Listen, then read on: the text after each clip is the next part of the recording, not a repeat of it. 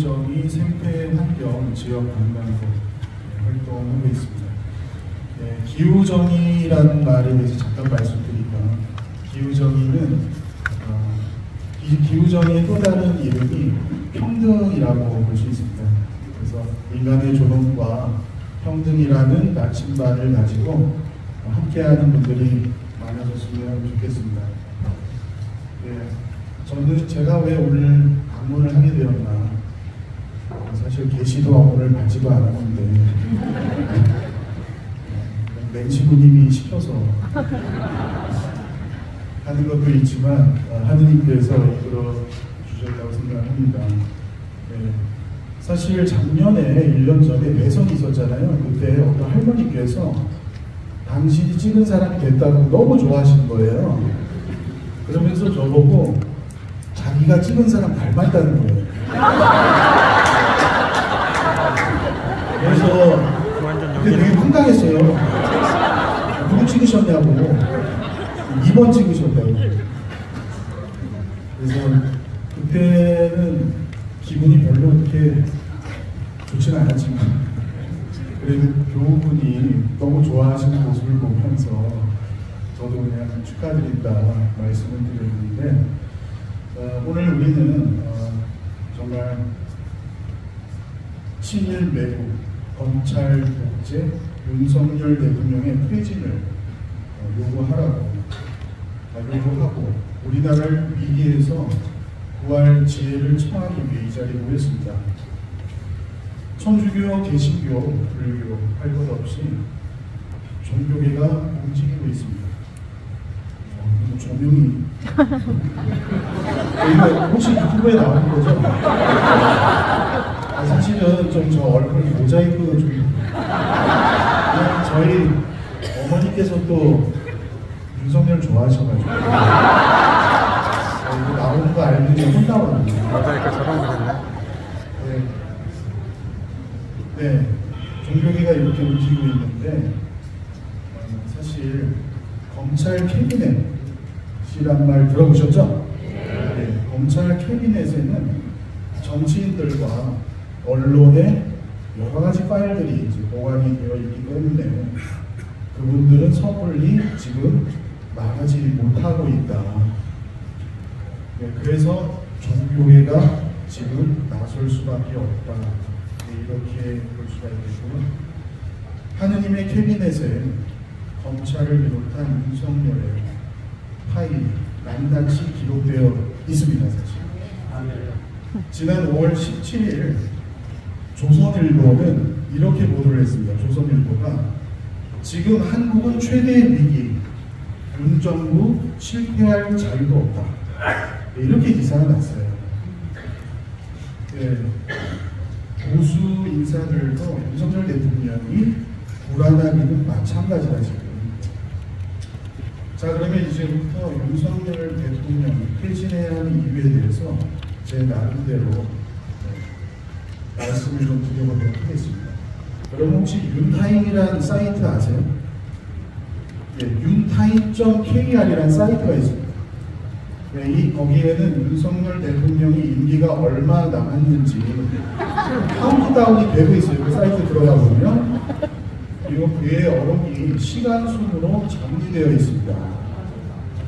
윤타임에서 운영자가 뽑은 가장 인상 깊었던 윤석열의 말을 3가지 유형으로 정리를 했습니다. 첫 번째는 뭐냐면은 자신감 넘치는 무지. 작년 12월 22일에 청년들과의 간담회에서 이렇게 얘기를 했습니다. 기술이 발전하면 미래에는 구인, 구직 앱이 생길 것이다. 근데 이미 그 앱을 청년들이 수백 가지를 쓰고 있었거든요. 네. 그런데 그런 얘기를 너무나 자신감 있게 하고 매사에 자신감이 흘러넘쳐 남을 가르치고 말하는 것을 좋아하는 듯 하다. 네, 이렇게 분석을 해놨습니다. 그래서 1시간 회의를 하면 59분 동안 말을 독점한다는 그런 얘기도 있습니다. 네, 두 번째는 성찰 없는 발화. 네, 말이 성찰 없이 바로 이제 나온다는 건데요. 100% 거부권을 행사하겠다. 지지율 1%가 돼도 할 일을 하겠다. 네. 지난 4월 6일 채널 A 보도였는데요. 이런 말을 보면 이것이 적절한 표현일까? 내가 이 말을 하면 어떤 일이 벌어질까 등의 고민이 일절 없이 날 것 그대로 말하는구나 생각하게 됩니다. 그리고 셋째 유형으로 분석하는 것은 공감 능력의 결여입니다. 이태원 참사는 그 자체로 어처구니 없는 비극이고 추모를 위해 현장을 찾았던 시민들은 자신과 일면식도 없는 젊은이들의 죽음 앞에서 눈물을 흘렸습니다. 그런데 국민의 안위를 지켜야 할 대통령이 참사 현장에 들어간다는 말이 여기서 그렇게 많이 죽었다고 였습니다. 작년 10월 30일이었습니다. 예, 정말 윤석열 대통령에게 체리 따봉 날리기 힘들군요. 진짜. 여기서 웃어주시고 자, 이상과 같은 어록을 바탕으로 저희는 세 가지 단어가 떠올랐습니다. 기괴함, 위험함, 그리고 기회주의자라는 말이 떠올랐습니다. 윤석열 대통령이 퇴진해야 하는 첫 번째 이유는 윤석열의 기괴함에 있습니다. 아까도 말씀드렸지만 12구 참사 현장에서 여기서 그렇게 많이 죽었단 말이야. 외에도 작년 8월 폭우 때 반지하 사고 현장에서 마치 구경꾼처럼 퇴근하다가 본 목격담과 자기 아파트도 물에 잠길 뻔했다는 이야기를 한 것은 정말 기괴하게 들립니다. 그렇습니다. 사람에 대한 존중이 없고 공감 능력이 없습니다. 이런 사람이 대통령이 된 것 자체가 기괴함입니다. 이제 개사관하지 말고 국민 한 사람 한 사람의 고통을 헤아리고 그들의 손을 잡아주려고 손을 내미는 사람이 대통령이 되어야 합니다. 윤석열 대통령이 퇴진해야 하는 두 번째 이유는 위험함에 있습니다. 작년 북한 무인기가 침범했을 때 평화를 얻기 위해 압도적으로 우월한 전쟁 준비를 해야 한다고 말하며 그 기조를 한미 정상회담까지 끌고 가 워싱턴 선언을 통해 사실상 핵공유를 했다고 자랑하기까지 합니다. 하지만 미국 백악관의 고위 당국자는 핵공유는 사실상 아니라고 부인을 하였습니다. 그런데 말입니다. 핵공유는 미국이 아니라 우리랑 하고 있어요. 왜냐하면 윤석열 대통령의 혀가 핵폭탄이기 때문에 그것을 우리 국민이 공유하고 있으니 그게 핵공유 아닙니까? 맞습니다. 전쟁이 나면 다 죽는데 무슨 압도적인 전쟁을 합니까? 좋은 전쟁이란 존재하지 않습니다. 전 세계가 외교 안보를 중심으로 경제를 무기화하는 신냉전 체제로 빠르게 전환하고 있는 와중에 우리나라는 평화 공존 체제의 중심축 역할을 해야 하는 나라임에도 불구하고 압도적인 전쟁 준비 오른하는 대통령, 우크라이나의 무기 지원을 암시하는 대통령, 대만 문제에 개입하는 듯한 발언을 하는 대통령, 너무나 위험하지 않습니까? 위험합니다. 네, 진짜 저는 퇴진하지 않으면 정말 다 잿더미가 될 수도 있겠다. 네, 이런 생각을 했습니다. 윤석열 대통령이 주장하는 압도적 힘에 의한 평화를 추구하다가 그가 가질 수 있는 핵은 탄핵밖에 없을지도 모릅니다. 제 마지막으로 세 번째는 윤석열 대통령이 퇴진해야 하는 이유. 네, 비전 없는 기회주의자라는 점이 있습니다. 네, 한성한이라는 경제학자에 의하면 개인적 존재에게 사회가 존재하지 않듯 이기적 존재에게 공동선과 공익은 존재하지 않습니다. 개인의 이기적 욕망이 최고 선인 것입니다. 그런데 사회를 발견한 순간 이기적 존재의 태도는 달라집니다. 이기주의가 기회주의로 진화하는 것입니다. 기회주의는 모두가 사회적 존재일 때, 그리고 사회 안에서만 그 효과가 발휘되는 행동 방식입니다.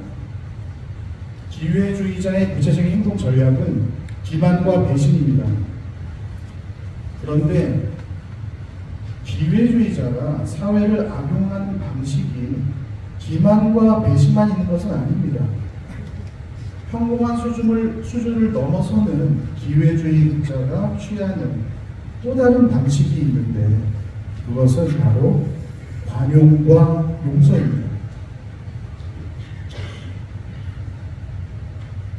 네, 기회주의자의 용서와 관용이 이제 쉽게 어울리기 힘든 조합으로 생각되지만, 기회주의자들 사이에서는 그런 조합이 드물지가 않습니다.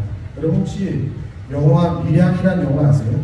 네, 거기에 보면은 주인공 전도연이 자신의 아이를 죽인 살인범이 감옥에서 종교를 갖고 하느님께 용서받았다고 고백하는 장면에서 내가 용서하지 않았는데 누가 용서를 해요? 하느님이 어떻게 먼저 용서를 해요? 라고 절규하는 장면이 나옵니다. 바로 이 장면을 잘 보면 기회주의자가 어떻게 관용과 용서를 이용하는지를 볼 수가 있습니다. 강제징용 제3자 변제안은 바로 그러한 전형적인 기회주의자의 작품이라고 볼 수 있습니다. 누구 마음대로 용서합니까? 누가 용서할 수 있습니까? 100년 전의 일을 가지고 무조건 안 된다, 무조건 무릎을 꿇어라, 이거는 저는 받아들일 수 없습니다 라고 말하는 비전 없고 원칙 없는 기회주의자 윤석열 대통령, 우린 그런 말을 하는 당신을 받아들일 수가 없습니다. 네, 통 한 번만 해주십시오.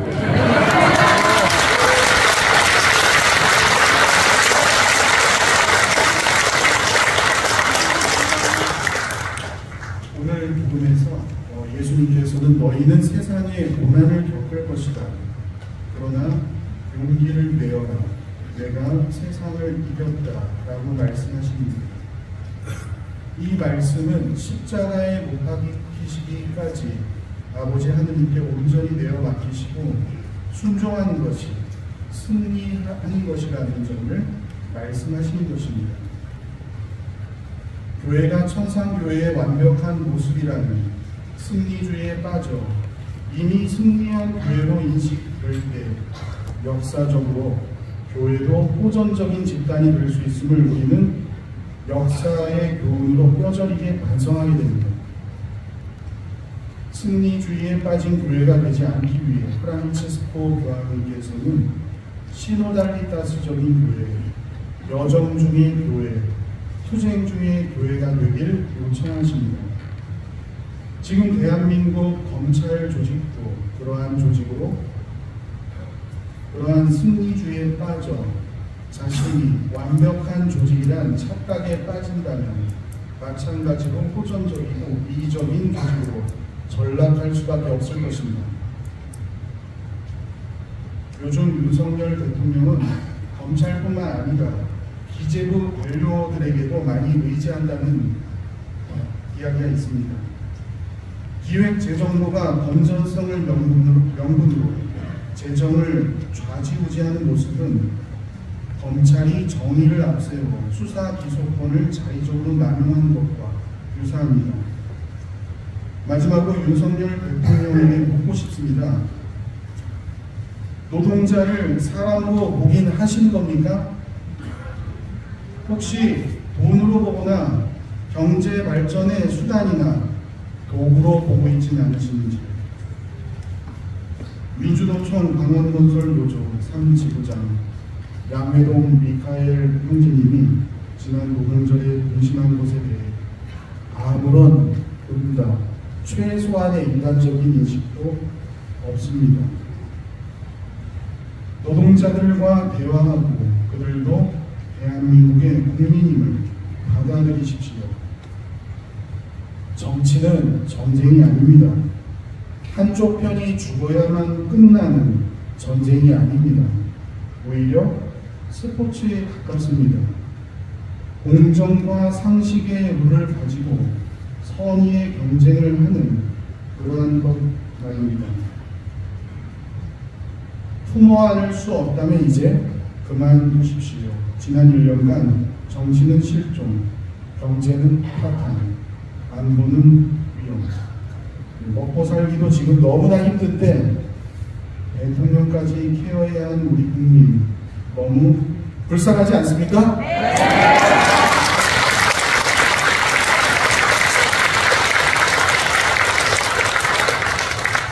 네, 모든 국민을 품어 안을 수 있는 그러한 마음이 없다면 이제 늦지 않습니다. 윤석열 대통령께서는 자리에서 내려오셔도 되겠습니다. 그것이 우리나라가 살 수 있는 유일한 길입니다. 조선일보의 보도대로 지금 우리나라는 실패할 자유도 없습니다. 아멘.